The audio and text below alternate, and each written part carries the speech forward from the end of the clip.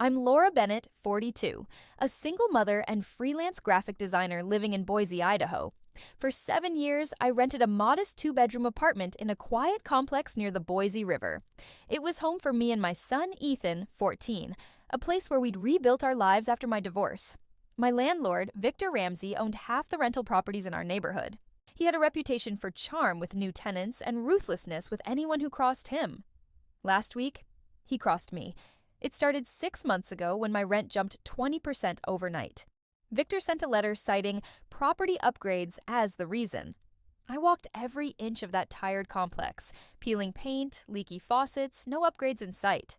I checked Idaho's rental laws and found the increase violated state regulations, which cap rent hikes without documented improvements. As treasurer of our tenants association, I'd seen similar complaints from neighbors. Victor was overcharging dozens of us, banking thousands in illegal profits. I sent him a polite letter, citing the law and requesting proof of upgrades. His response was a phone call, his voice syrupy but sharp. "Laura, don't make waves. You've got a good deal here." I persisted, filing a formal complaint with the Boise Housing Authority and sharing my findings with the Tenants Association. We compiled evidence, photos of the unchanged property, copies of lease agreements, and records of Victor's pattern of steep, unjustified rent hikes across his properties. Last Thursday, Victor called me to his office, a sleek space downtown that screamed new money. "Laura, you've been a great tenant," he said, leaning back in his chair, a smirk tugging at his lips. "But due to planned renovations, I need you to vacate by Friday." My lease wasn't up for 4 months, and Ethan's school year had just started. "Renovations?" I asked, knowing the lie. He slid an eviction notice across his desk. "Sign this, acknowledging receipt. You'll get your deposit back if you're out on time." His eyes were cold, daring me to argue. I should have been furious. Instead, I felt a calm clarity. This wasn't about renovations.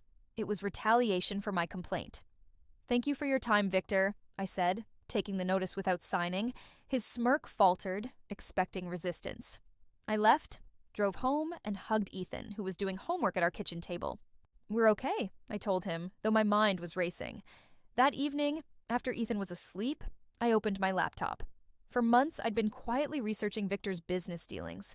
As a graphic designer, I had a knack for digging through public records for clients' branding projects, and I'd applied those skills to Victor. I'd found troubling patterns: tax filings showing underreported rental income, permits for upgrades that never happened, and complaints from former tenants buried by his legal team. I'd saved everything: screenshots, documents, even emails from neighbors who'd been too scared to speak up. I composed a single email to Carla Martinez, a reporter at the Idaho Statesman who'd written about local housing issues. I attached a detailed summary of Victor's illegal rent hikes, backed by our Tenants Association records, and hinted at his tax discrepancies. "Please verify independently," I wrote. "This affects dozens of families in Boise." I hit send and went to bed, the eviction notice sitting on my counter like a challenge. Friday morning, I packed essentials and moved Ethan to a temporary rental I'd secured through a friend. Victor called twice, leaving voicemails demanding my signature. I ignored him. By Monday, Carla replied, confirming she was investigating and had contacted the Housing Authority, which had escalated my complaint to the State Attorney General's office. She asked for an interview, but I declined, wanting the facts to speak for themselves. Tuesday, the Statesman published Carla's article. Boise landlord accused of illegal rent hikes faces state probe. It detailed Victor's practices across his properties, quoting tenants and citing my documentation, though I remained anonymous. Social media exploded, with former tenants sharing their own stories. By Wednesday, Victor's office was swarmed with reporters, and the Attorney General announced a formal investigation into his rental empire. Thursday, my phone rang. It was Victor, his charm gone. "Laura, you've made a mistake," he hissed. "Retract your complaint or I'll sue you for defamation." I laughed softly. "Victor, I haven't said a word publicly. Check the news. Your tenants did the talking."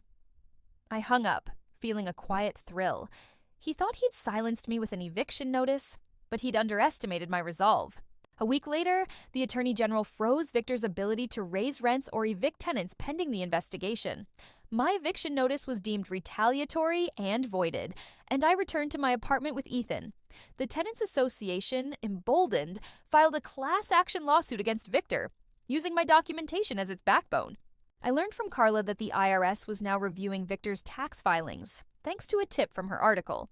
By month's end, Victor's properties were hemorrhaging tenants, and his reputation was in tatters. He settled the lawsuit, refunding overcharged rents to hundreds of tenants, including me, and paid hefty fines. I used my refund to start a college fund for Ethan. Victor's office phone went to voicemail permanently. Rumor was, he'd left Boise.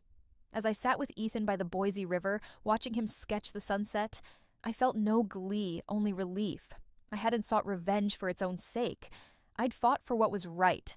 Victor had cheated us, banking on our silence. But I'd learned silence was a choice, and I'd chosen to speak, one email at a time.